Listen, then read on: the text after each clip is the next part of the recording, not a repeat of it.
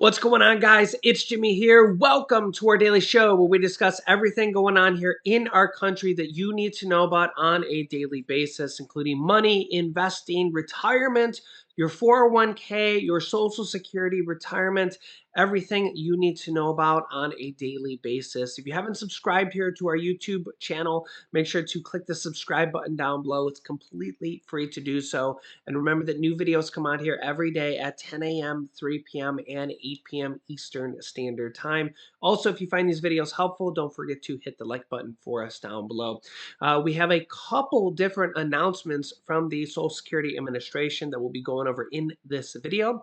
And we have we'll be hearing directly from the President Biden, here in this video as well. And also how an increase to Social Security may give up to $336 per month for people on Social Security. So we'll be going over that here in this video as well. I'll show it to you here directly on the screen because of how bad inflation is. So let's jump right in. We have multiple things to cover here in this video. So here we go.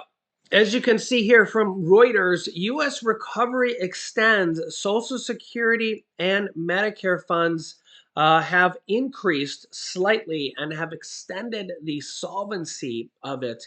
Here are the details. This comes as the U.S. economy adds 390,000 jobs in May. Unemployment holds at a 3.6%.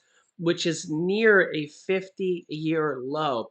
The 50-year low was at 3.5%. So this is part of the reason why states and the federal government are, quote, flush with cash.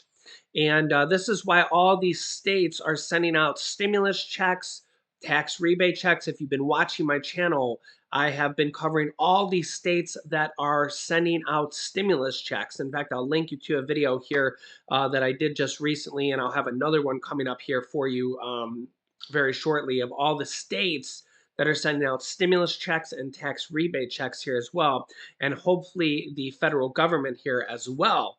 But you can see here a stronger than expected recovery from the pandemic will slightly delay the dates when Social Security and Medicare funds are depleted if Congress doesn't act, which they will need to eventually.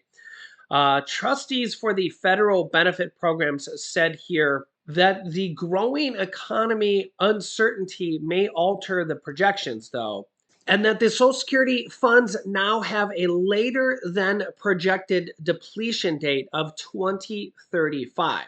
And seems like we've been hearing forever that Social Security is going to run out of money. But as you can see here, the projected depletion date is 2035. If nothing is done by that time, 80% of benefits will be payable at that time. Congress seems to want to do nothing and just kick the can down the road. Eventually, they will have to do something about it. Most likely, they can just fund the program or, give the money back to Social Security that they borrowed from it. Doesn't that sound like a great idea? Yeah, that would be a good start, right? Just give the money back to Social Security that they plundered from the Social Security Trust Fund. That would be a great start. My thought is that if they have money to bail out Wall Street and airlines and pretty much anybody else in trouble, they surely have enough money to bail out seniors who have paid into the system, right? Here's what President Biden had to say about this, what came out, this data that came out here today. Check this out. And because of our historically strong growth, we have strengthened Medicare and Social Security programs that millions of American families rely on. Yesterday, I learned that Social Security and Medicare trust funds will be able to pay benefits for longer than previously projected before we pass the American Rescue Plan. The reason? A faster than expected recovery in jobs, earnings, economic growth. It's all strengthened the financial prospects for these bedrock programs. In fact, America is in a stronger economic position today than just about any other country in the world. Independent experts have projected that the U.S. economy could grow faster than China's economy this year. That hasn't happened since 1976, nearly one half-century ago. The point is this: we've laid an economic foundation that's historically strong, and now we're moving forward to a new moment where we can build on that foundation, build a future of stable, steady growth, so we can bring down inflation without sacrificing all the historic gains we've made. And that's what we're beginning to see in today's jobs report. With today's numbers, the jobs over the last 3 months have averaged about 400,000 jobs per month. That's historically robust, and a sign we're beginning to shift to steady growth after rapidly recovering 600,000 jobs per month over the prior 6 months. And as we move to a new period of stable, steady growth, we should expect to see more moderation. We aren't likely to see the kind of blockbuster job reports month after month like we had over this past year. But that's a good thing. That's a sign of a healthy economy with steady growth, rising wages for working families, everyday costs easing up, and shrinking the deficit. That stability puts us in a strong position to tackle what is clearly a problem, inflation. I've been very clear that fighting inflation is my top economic priority. On Tuesday, I spoke about one element of my inflation plan, giving the Federal Reserve the space they need to operate.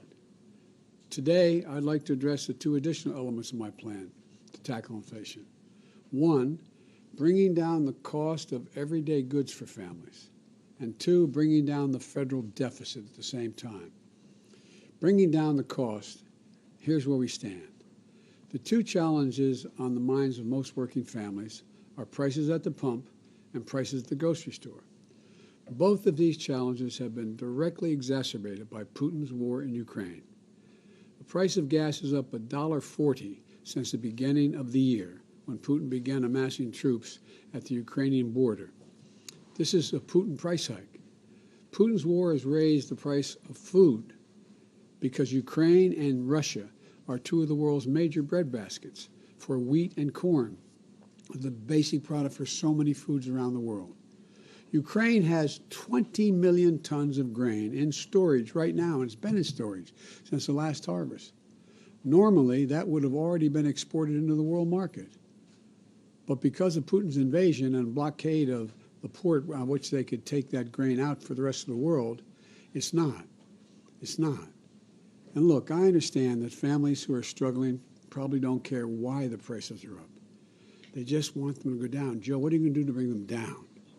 But it's important that we understand the root of the problem so we can take steps to solve it. I've been upfront with the American people from the outset that there would be a cost here at home of Putin's decision to brutally and savagely invade a sovereign nation.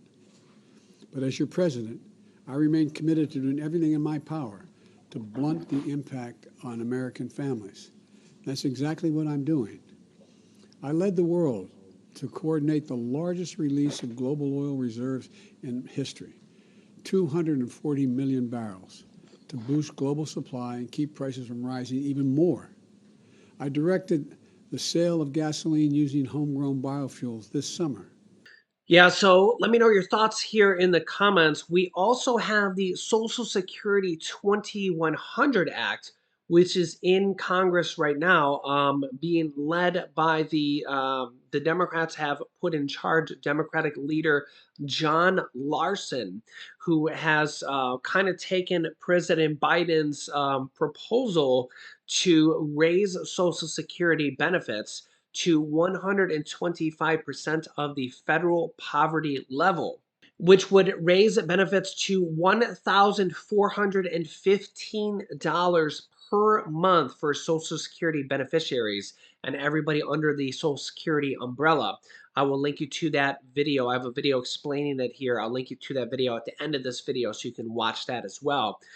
John Larson just says here on Twitter, yeah, he just says here on Twitter here the other day, he says, thank you to the AFL-CIO for your support of the Social Security 2100 Act, a sacred trust.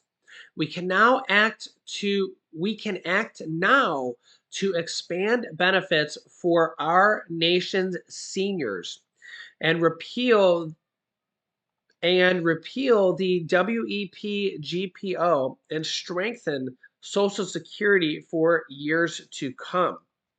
So you can see here he is out there right now trying to shore up support for the Social Security 2100 Act and get enough votes to pass this here in Congress.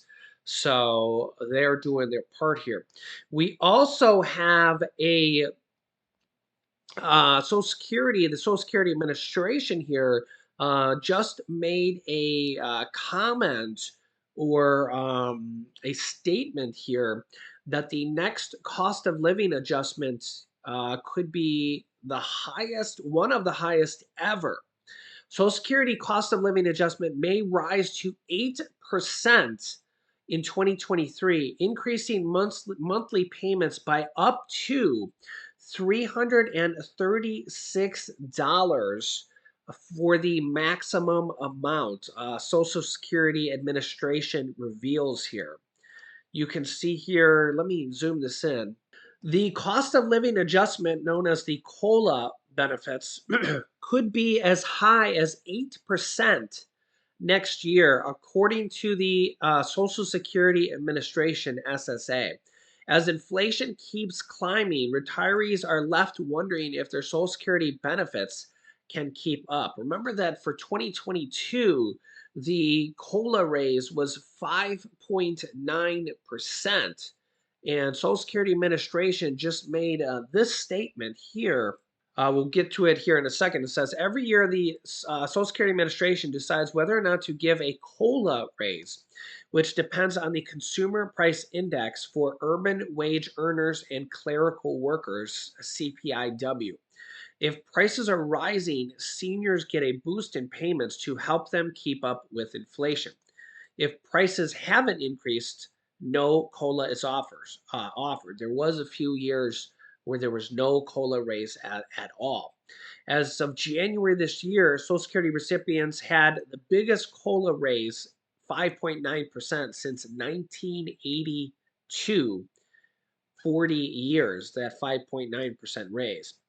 With the latest inflation rate coming in at 8.3% for April, we don't have May's reading just yet, and March's inflation rate was 8.5%.